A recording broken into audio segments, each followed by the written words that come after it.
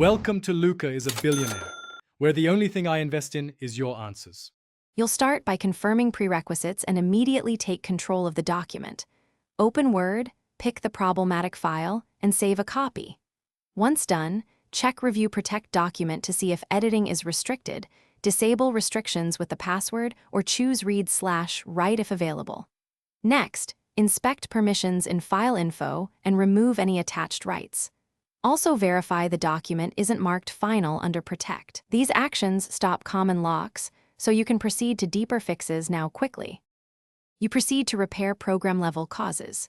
Close Word and open it in safe mode by holding Control while launching. This prevents add-ins from loading. Once Word opens, disable all add-ins under File Options Add-ins and manage COM add-ins, uncheck suspect items, and restart Word normally. If the problem persists, run Office Repair via Control Panel or Settings, choosing Quick Repair first and Online Repair if needed. Also update Office to the latest build in Account Update options. These steps eliminate. You finish by checking file and system-level causes, then confirm editing is restored. First, copy all content into a new blank document and save. This removes embedded corruption. Once done, check file attributes in Explorer, uncheck Read Only, and confirm antivirus or OneDrive sync isn't locking the file.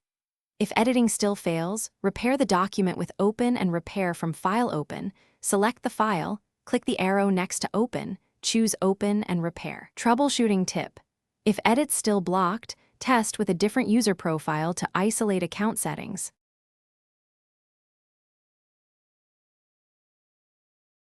Thanks for watching and please subscribe. It's the best investment you'll ever make.